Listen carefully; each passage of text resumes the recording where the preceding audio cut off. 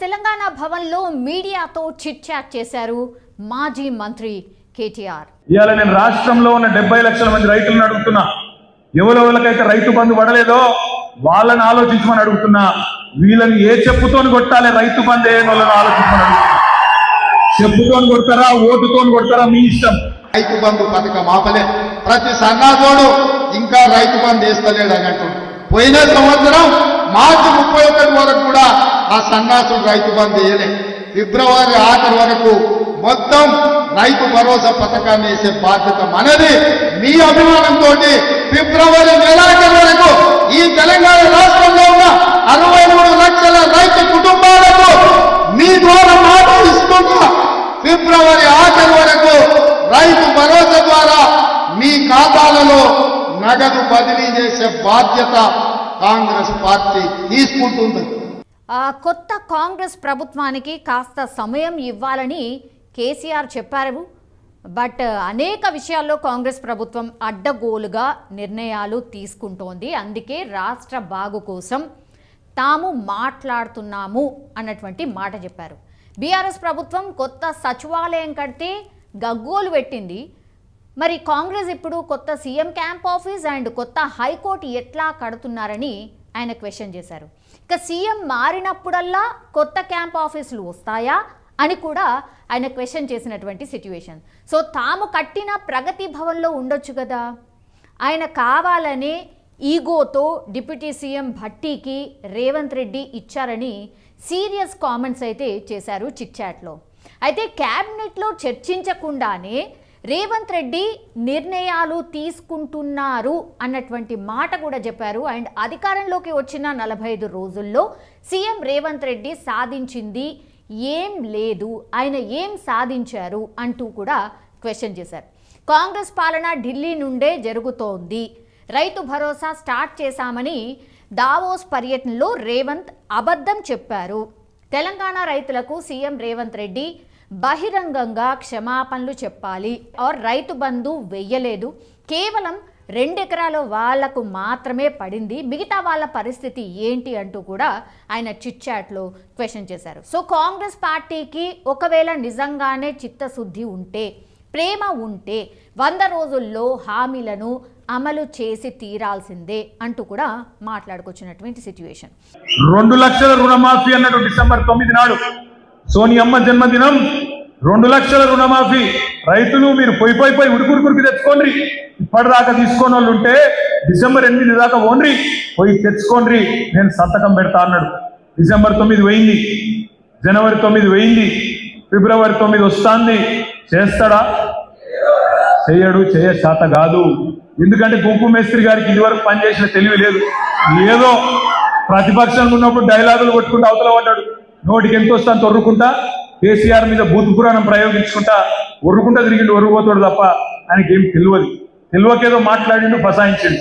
ఇలా కింద మీద పడతాడు. అందుకే నేను అంటున్నా, 2 లక్షల రుణమాఫీ చెయ్యనందుకు, రైతు భరోసా చాలు చేయనందుకు, రైతు భరోసా చాలు చేయకపోగా ఉన్న రైతు బంధు వేయనందుకు, తెలంగాణ రైతన్నలు రైతు బంధు అడిగితే చెప్పుతోని కొట్టమన్నందుకు రేపు ఓటుతో కొడతారు కరీంనగర్ లోక్సభలో కూడా కాంగ్రెస్ పార్టీ అనే మాట నేను మీకు విజ్ఞప్తి చేస్తా ఉన్నా. అందుకే నేను మీకు అనేది, ఈ ప్రభుత్వం 45 రోజులలోనే చాలా మందిని శత్రువులను చేసుకున్నది. 6.5 లక్షల మంది ఆటో డ్రైవర్లు, వాళ్ళ కుటుంబాలు ఇవాళ రెక్కాడితే గాని డొక్కాడని జీవులు, వాళ్ళు మంట మీద ఉన్నారు. వాళ్ళు ఇలా ఎదురు చూస్తాండ్రు, ఎక్కడ దొరుకుతారు కాంగ్రెస్ వాళ్ళు. రేపు జెడ్పీటీసీలో దొరుకుతారా, కౌన్సిలర్లు దొరుకుతారా, పార్లమెంట్లో దొరుకుతారా, సొసైటీ ఎలక్షన్లో దొరుకుతారా, యాడ దొరుకుతాడా కర్రు కాల్చి వాత పెట్టేందుకు 6.5 లక్షల మంది తమ్ముళ్ళు వాళ్ళు రెడీగా ఉన్నారు. మీరు చేయవలసింది ఒకటే. ఇప్పుడే వినోదన్న చెప్పిండు, 2189 బూత్లు ఉన్నాయి. బూత్కు ఒక్కరు చొప్పున సోషల్ మీడియా వారియర్గా, తెలంగాణ బలగంలో సైనికుడుగా మనం అపాయింట్మెంట్ చేసుకొని మీరు చేయవలసింది ఒకటే. మీ ఊళ్ళో కూడా ఆటోలు ఉంటాయి, మీ ఊళ్ళో కూడా ఆటో అన్నదమ్ములు ఉంటారు. వాళ్ళ కాడ పోయి మాట్లాడియండి, ఒక వీడియో తీయండి, తీసి మాకు పంపిండి. మేము మీకు పంపిస్తారు కాదు, మీరు కూడా మాకు పంపిండి. వాళ్ళ ఆవేదన ఏంది, వాళ్ళు ఏమనుకుంటారో అడుగుండి. ఫ్రీ సిలిండర్, 500 రూపాయల సిలిండర్. మూడోది, ప్రతి మహిళకు 2,500 రూపాయలు. మరి ప్రతి మహిళకు 2,500 ఇస్తామని చెప్పి ఇంటింటికి గ్యారంటీ కార్డు ఇచ్చిండ్రు. ఆ గ్యారంటీ కార్డు మీద ప్రస్తుత ముఖ్యమంత్రి రేవంత్ రెడ్డి, ప్రస్తుత ఉప ముఖ్యమంత్రి బట్టి విక్రమార్క గారిద్దరు సంతకాలు పెట్టిండ్రు. నేను అడుగుతా ఉన్నా మిమ్మల్ని, రాష్ట్రంలో 1,57,00,000 మంది 18 ఏళ్ళు నిండిన మహిళలు ఉన్నారు. 1,57,00,000 మంది మహిళలు ఉన్నారు. మరి ప్రతి మహిళకి ఇస్తామని మీరే చెప్పిండ్రు. అలా రాసింది 420 పుస్తకంలో చూడండి. 420 పుస్తకంలో మహిళలకు ప్రతి నెల 2,500 భృతి అన్నారు. 1,57,00,000 మంది మహిళలకు ప్రతి నెల 2,500 ఇయ్యాల్సిందే. ఇక లోక్సభ ఎన్నికల్లో అయితే కాంగ్రెస్ బీజేపీల సత్తా ఏంటో ప్రజలు చూపిస్తారు. అండ్ అసెంబ్లీ ఎన్నికల్లో కేసీఆర్ను ఓడించి తప్పు చేశామని ఇప్పటికే ప్రజలు బాధపడుతున్నారు అంటూ కూడా ఆయన చిట్చాట్లో మాట్లాడినటువంటి సిచ్యువేషన్. అంతేకాదు కాంగ్రెస్ ప్రజాపాలనలో ప్రజాప్రతినిధులకు అవమానం జరుగుతోందని కూడా ఆయన కామెంట్ చేశారు. ఎన్నికలు నిర్వహించకపోతే సర్పంచుల పదవీ కాలం పొడిగించండి అని కూడా ఆయన కాంగ్రెస్ పార్టీకి చెప్పినటువంటి సిచ్యువేషన్. కొడంగల్ నియోజకవర్గంలో నిబంధనలకు విరుద్ధంగా సీఎం రేవంత్ రెడ్డి తమ్ముడు మండల సర్వసభ్య సమావేశంలో పాల్గొన్నారని ఆయన సీరియస్ కామెంట్స్ అయితే చేశారు. రేవంత్ రెడ్డి బ్రదర్ ఎవరైతే ఉన్నారో ఆయన ప్రోటోకాల్ నిబంధనలను తుంగలో తొక్కి ఒక గవర్నమెంట్ అఫీషియల్ దాంట్లో ఎట్లా పాల్గొంటారు అని కూడా క్వశ్చన్ చేశారు. అండ్ అసెంబ్లీలో జరిగిన సమావేశంలోనూ ఎలాంటి హోదా లేకుండానే రేవంత్ రెడ్డి తమ్ముడు పాల్గొన్నారు అని కూడా ఆయన గుర్తు చేసినటువంటి సిచ్యువేషన్. సో ఇవి రెండు కూడా serious allegations on Revanth Reddy brother. అఫీషియల్గా ఆయన ఎట్లా పాల్గొంటారు, ఆయన ఏ హోదాతోని పాల్గొంటున్నారు, ఆయన ఏ ప్రోటోకాల్ లేకుండానే ఆర్ ఏ పదవి లేకుండానే ఆయన ఎట్లా పాల్గొంటారు అని కూడా క్వశ్చన్ చేసినటువంటి సిచ్యువేషన్. సో ఇదంతా కాంగ్రెస్ కీలక నేతలు గుర్తుంచుకోవాలి. అంటే ఇవన్నీ జరుగుతున్నాయి, కాంగ్రెస్ నేతలు మీరు గమనిస్తున్నారా అన్నటువంటి మాట కూడా కేటీఆర్ చెప్పినటువంటి సిచ్యువేషన్. సో కాంగ్రెస్ బీజేపీలు డీప్ మ్యాచ్ ఫిక్సింగ్లో ఉన్నాయంటూ కూడా మాజీ మంత్రి బీఆర్ఎస్ వర్కింగ్ ప్రెసిడెంట్ కేటీఆర్ చాలా సీరియస్ కామెంట్స్ అయితే చేసినటువంటి సిచ్యువేషన్ కనిపిస్తోంది. బీఆర్ఎస్ నేతలు ఏం మాట్లాడినా గవర్నర్కు తప్పు కనిపించింది, కానీ కాంగ్రెస్ విషయంలో పూర్తిగా గవర్నర్ తమిళసై వాళ్ళకి అనుకూలంగా సానుకూలంగా స్పందించారు అన్నటువంటి విమర్శలు కూడా చేశారు. మనకు తెలుసు గవర్నర్ ఎట్లాంటి కామెంట్ చేశారో పాడి కౌశిక్ రెడ్డి మీద. అండ్ ఎమ్మెల్సీలు ఎవరైతే గవర్నర్ కోటాలో ఎమ్మెల్సీ క్యాండిడేట్స్ ఎవరైతే ఉన్నారో ఈరోజు ఫైనల్ చేసి ఆమోదం కూడా తెలిపింది. కాబట్టి టీఎస్పీఎస్సీ చైర్మన్ కావచ్చు, 2 ఎమ్మెల్సీ స్థానాలు కావచ్చు, గవర్నర్ ఆమోదం తెలిపారు. కాబట్టి ఇలాంటి వ్యాఖ్యలు చేసినట్టుగా స్పష్టంగా అర్థమవుతోంది. సో 2 ఎమ్మెల్యే కోటా ఎమ్మెల్సీ స్థానాలకు వేరువేరుగా నోటిఫికేషన్లు ఇచ్చి ఎమ్మెల్సీ స్థానాలు కాంగ్రెస్ పార్టీకి దక్కేలా చేశారు గవర్నర్ అన్నటువంటి అసహనాన్ని కూడా వ్యక్తం చేశారు కేటీఆర్. అండ్ తాము అనుభవం ఉన్న వారిని సలహాదారుగా నియమించుకుంటే గగ్గోలు పెట్టాడు రేవంత్ రెడ్డి. ఇప్పుడెలా రాజకీయ నాయకులను సలహాదారులుగా నియమించుకుంటున్నారు అన్నటువంటి సిచ్యువేషన్ ఆయన ప్రశ్నించారు కూడా. ఆయన పర్టికులర్గా ఒక పేరును ప్రస్తావించారు, వేం నరేందర్ రెడ్డి. సీఎం రేవంత్ రెడ్డికి ఏం సలహాలు ఇస్తారని ఆయనను నియమించుకున్నారు అని ఎద్దేవా కూడా చేశారు. సో కాంగ్రెస్ ప్రభుత్వం 5 ఏళ్ళు ఉంటుందా అనే అనుమానం కూడా ప్రజల్లో ఆల్రెడీ స్టార్ట్ అయిపోయింది అన్నటువంటి షాకింగ్ కామెంట్స్ కూడా చేశారు. రేవంత్ రెడ్డి 50 కోట్లు ఇచ్చి పీసీసీ తెచ్చుకున్నారు అని కోమటిరెడ్డి అనలేదా అని కాంగ్రెస్ పార్టీకి ఒక సీఎంను 5 సంవత్సరాలు కొనసాగించే చరిత్ర కూడా లేదు. సో 5 సంవత్సరాల పాటు ఒకే సీఎం ఉండడు అన్నటువంటి మాట ఆర్ అన్నటువంటి కామెంట్స్ కూడా చేసినటువంటి సిచ్యువేషన్. మా పోరాటం కాంగ్రెస్ ప్రభుత్వం 100 రోజుల్లో వాళ్ళు ఇచ్చినటువంటి హామీలు ఏవైతే ఉన్నాయో ఖచ్చితంగా నెరవేర్చాల్సిందే. అప్పటి వరకు మేము క్వశ్చన్ చేస్తూనే ఉంటాం. అవి 420 హామీలు అని మేము ఎప్పటి నుంచో చెప్తున్నాం. సో 420 హామీలు అమలు చేస్తారా లేదా అనే అంశం మీద అయితే ఆయన చాలా ఘాటైన వ్యాఖ్యలే చేశారు. సో కాంగ్రెస్ బీజేపీ కోఆర్డినేషన్ పర్ఫెక్ట్గా నడుస్తోంది ఇప్పుడున్నటువంటి సిస్టంలో ఆర్ ఇప్పుడున్నటువంటి పరిస్థితిలో అని స్పష్టంగా అర్థమవుతుంది అనే సీరియస్ కామెంట్స్ అయితే చేశారు. ఈ దేశం కోసం ప్రాణాలు ఇచ్చింది గాంధీ కుటుంబం. నేను అడుగుతున్న బీజేపీ నాయకులను, కాంగ్రెస్ దేశ స్వతంత్రం కోసం కొట్లాడిన రోజు మీరే పొయ్యిలో పడుకున్నారని నేను అడుగుతున్నా. ఇవాళ ఈ దేశ సమగ్రతను కాపాడడం కోసం ముస్కర్ల తుపాకీ తూటాలకు బలైపోయి మానవ బాంబుల పేల్చులో వీరు మరణం పొందినప్పుడు మీరంతా ఎక్కడున్నారు? మీ నాయకులు ఎవరైనా ఈ దేశం కోసం ప్రాణాలు ఇచ్చిందా అని బీజేపీ నాయకులను నేను అడుగుతున్నా. అట్లాంటి బీజేపీ ఇవాళ గాంధీ కుటుంబం మీద ఆరోపణలు చేస్తున్నారు. సోనియా గాంధీ గారికి, రాహుల్ గాంధీ గారికి ఈడీ నోటీసులు, ఇన్కమ్ ట్యాక్స్ నోటీసులు, సిబిఐ కేసులు పెడుతున్నారు. నేను అడుగుతున్నా సోదరులారా, ఈ దేశంలో 3 తరాలు ప్రధానమంత్రిగా చేసిన జవహర్లాల్ నెహ్రూ, ఇందిరాగాంధీ, రాజీవ్ గాంధీ ఈ దేశ ప్రధానమంత్రిగా చేస్తే ఇవాళ ఉండడానికి సొంత ఇల్లు లేని కుటుంబం ఏదైతే ఉందో అది గాంధీ కుటుంబం. వాళ్ళగా అవినీతి మరకలు అంటించే ప్రయత్నం అని నేను అడుగుతున్నా. ఉండడానికి ఇల్లు లేని వాళ్లకు సొమ్ము సంపాదించుకోవాలన్న ఆలోచన ఎందుకుంటది? దేశం కోసం ప్రాణాలు ఇచ్చిన గాంధీ కుటుంబాన్ని ఇవాళ మోడీ ప్రభుత్వం అక్రమ కేసులు పెడుతుంటే నేను అడుగుతున్న ఈ దేశ పౌరులను, నేను అడుగుతున్న మా మిత్రులను, తెలంగాణ బిడ్డల్ని, మన తెలంగాణ రాష్ట్రం ఇచ్చిన గాంధీ కుటుంబాన్ని మోడీ అవమానిస్తుంటే ఆ మోడీ పార్టీని ఈ తెలంగాణ గడ్డ మీద గెలవనిద్దామా, పొందబెట్టమా? మీరు ఇవాళ ఆలోచన చెయ్యండి మిత్రులారా. ఇవాళ మన యుద్ధం దేశంలో మోడీతోనైతే సందర్భ సడమియాక బిల్లా రంగాలు ఇవాళ ఊరూరు తిరుగుతున్నారు. 10 ఏళ్ళు మేము అధికారంలో ఉన్నాం, మిమ్మల్ని దోచుకున్నాం, మిమ్మల్ని అవమానించినాం, మమ్మల్ని మన్నించండి అని నేను చెప్పదలుచుకున్న. 100 ఎలుకలు తిన్న పిల్లంట తీర్థయాత్రలు పోయిందంట, అయ్యా నా తప్పైంది మన్నించండి అని. ఇవాళ బిల్లా రంగాలు చాలా శోభరాజు ఇంట్లో వండుకుంటే ఉత్తగా వండుకోలే బీఆర్ఎస్.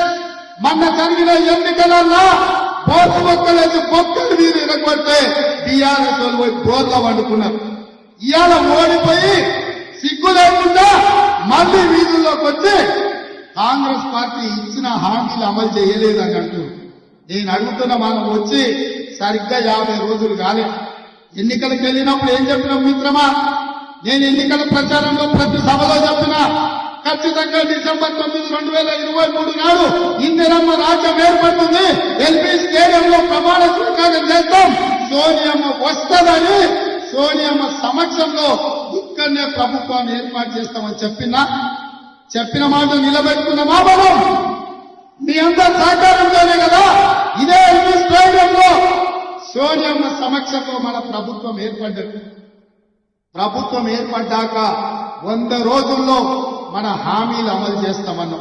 సో ఈ కామెంట్స్ తర్వాత ఈ రోజు కాంగ్రెస్ పార్టీ ఎల్బీ స్టేడియంలో ఒక సభ నిర్వహించింది. దీనికన్నిటికీ రియాక్షన్స్ అయితే వచ్చాయని చెప్పొచ్చు. ఎందుకంటే 6 గ్యారంటీల అమలుపై ముఖ్యమంత్రి రేవంత్ రెడ్డి కీలక వ్యాఖ్యలు చేశారు, ఆర్ కీలకంగా ఒక సూచన చేశారు, ఆర్ ఇన్ఫర్మేషన్ ఒక రకంగా ఇచ్చారు అని కూడా చెప్పొచ్చు. ఎందుకంటే Telangana Congress party booth level leaders సమావేశం నిర్వహించారు ఈరోజు. ఈ సభలో రేవంత్ రెడ్డి పాల్గొని ఆయన మాట్లాడుతూ అధికారంలోకి వచ్చిన 2 రోజుల్లోనే 2 గ్యారంటీలు అమలు చేశాము అంటూ ఇప్పుడు ఎవరైతే నాయకులు మాట్లాడుతున్నారో వాళ్ళందరికీ కౌంటర్గా ఆయన గుర్తు చేసినటువంటి సిచ్యువేషన్. జస్ట్ 2 రోజుల్లోనే 2 గ్యారంటీలు అమలు చేసి చూపించాం. అండ్ ఫిబ్రవరి 2వ వారంలో మరో 2 గ్యారంటీలు అమలు చేస్తామని కూడా ఆయన ఈరోజు సభాముఖంగా అనౌన్స్ చేశారు. అంతేకాదు ఫిబ్రవరి నెలాఖరు వరకు రైతు భరోసా ద్వారా నగదు కూడా అందిస్తామని కూడా ఆయన హామీ ఇచ్చినటువంటి సిచ్యువేషన్. చాలా మంది క్వశ్చన్ చేస్తున్నారు, రైతు భరోసా ఆర్ రైతు బంధు అనేటువంటిది రైతు భరోసాగా మారింది కాబట్టి రైతు బంధు ఎప్పుడు వేస్తారు? ఎందుకంటే 2 ఎకరాల వాళ్లకు మాత్రమే రైతు బంధు అందింది. సో మిగతా వాటికి ఎప్పుడు అందిస్తారు అన్నటువంటిది రైతులు క్వశ్చన్ చేస్తున్నారు. మీడియాలో కథనాలు వస్తున్నాయి కాబట్టి ఇది నెగిటివ్ ఎక్కడ అవుతుందా అన్నటువంటి సిచ్యువేషన్లో ఈరోజు రేవంత్ రెడ్డి ఒక క్లారిటీ అయితే ఇచ్చేశారు. అన్ని ఏవైతే పేమెంట్స్ ఉన్నాయో అవన్నీ కూడా పక్కన పెట్టేసి ఫస్ట్ రైతుల ఖాతాలో రైతు భరోసా అని మనం ఏదైతే ప్రామిస్ చేశామో అవన్నీ కూడా వేస్తూ వెళ్ళండి అన్నటువంటిది అధికారులకు కూడా ఒక ఆదేశం అయితే జారీ చేశారు. అండ్ ఈరోజు సభలో కూడా అదే చెప్పారు. అయితే ఆల్రెడీ 1 and 2 ఎకర్ల వాళ్ళకి ఆల్రెడీ పడింది. బట్ 5 ఎకరాల వాళ్లకు రైతులందరికీ కూడా ఈ ఫిబ్రవరి నెలాఖరు వరకు పూర్తిగా అందజేస్తాము అన్నటువంటి ప్రామిస్ని ఈరోజు స్పష్టంగా సభలో రేవంత్ రెడ్డి చెప్పిన సిచ్యువేషన్. సో పదే బీఆర్ఎస్ నేతలు చేస్తున్న మేస్త్రీ కామెంట్స్ పై కూడా రేవంత్ ఘాటుగానే రియాక్ట్ అయ్యారు అని చెప్పొచ్చు. ఎందుకంటే అవును, నేను మేస్త్రీనే, తెలంగాణను పునర్నిర్మించే మేస్త్రీని అని కూడా ఆ కీలక వ్యాఖ్యలు చేశారు. కౌంటర్గా ఆయన వ్యాఖ్యలు చేశారని కూడా చెప్పొచ్చు. అండ్ వచ్చే పార్లమెంట్ ఎన్నికల్లో మోడీని ఓడించి రాహుల్ గాంధీని ప్రధాని చేయాలని కూడా కార్యకర్తలందరినీ ఉద్దేశించి ఆయన ప్రసంగిస్తూ చెప్పినటువంటి సిచ్యువేషన్. ఆ విధంగా సంక్షోభంలో ఉన్న ఈ దేశానికి బలమైన నాయకత్వాన్ని అందించి ప్రధానమంత్రి రాష్ట్రపతి పదవులను త్యాగం చేసి ఈ దేశాన్ని మళ్లీ శత్రు దుర్భేద్యమైన దేశంగా శ్రీమతి సోనియా గాంధీ గారు తీర్చిదిద్దారు. వారి స్ఫూర్తితోనే 2004లో రాహుల్ గాంధీ గారు ఎంపీ అయ్యింది. నేను అడుగుతున్న మిత్రులారా, చాలా మంది మొదటిసారి ఎమ్మెల్యేలు అయినప్పుడే 6 నెలలు తిరగకముందే నన్ను ఎవరు మంత్రి చేస్తలేరు, నన్ను ఎందుకు ముఖ్యమంత్రి చేస్తలేరు అని అడిగే రోజులు. కానీ 2004లో 2003లో 10 సంవత్సరాలు కాంగ్రెస్ పార్టీ అధికారంలో ఉంటే రాహుల్ గాంధీ గారు మంత్రి గాని ప్రధానమంత్రి గాని రాష్ట్రపతి పదవి గాని అడగలేదు. పదవులు త్యాగం చేసి ప్రజలలో ఉండి ప్రజల తరఫున కొట్లాడి మేధావి అయిన మన్మోహన్ సింగ్ను ప్రధానమంత్రిని చేసిండ్రు, ప్రణబ్ ముఖర్జీని రాష్ట్రపతిని చేసిండ్రు. త్యాగం అంటే రాహుల్ గాంధీది, త్యాగం అంటే సోనియా గాంధీది, మరణం అంటే వీర మరణం అంటే రాజీవ్ గాంధీది. ఈ దేశం కోసం ప్రాణాలు ఇవ్వడం అంటే, రక్తం దారవేయడం అంటే అది ఇందిరమ్మ త్యాగం. త్యాగం అంటే మేము, త్యాగం అంటే మా నాయకులు. ఈ దేశం కోసం ప్రాణాలు అర్పించిన పార్టీ కాంగ్రెస్ పార్టీ. ఈ దేశానికి స్వతంత్రం ఇచ్చిన పార్టీ కాంగ్రెస్ పార్టీ. 4 కోట్ల తెలంగాణ ప్రజలకు తెలంగాణ ఇచ్చిన పార్టీ కాంగ్రెస్ పార్టీ. నేను అడుగుతున్న మిత్రులారా, ఇవాళ భారతీయ జనతా పార్టీ నాయకులు మాట్లాడుతున్నారు, అఖండ భారత్ అంటున్నారు. అఖండ భారత్ కోసం 100 కోట్ల ప్రజల కోసం స్వతంత్రం కోసం ప్రాణాలు ఇచ్చినప్పుడు మీ దగ్గర ఉన్న నరేంద్ర మోడీ మీరు కాకుండా కనీసం మీ పెప్పుడు పుట్టారా ఈ దేశం కోసం త్యాగం చేసిందా అని నేను అడుగుతున్నా.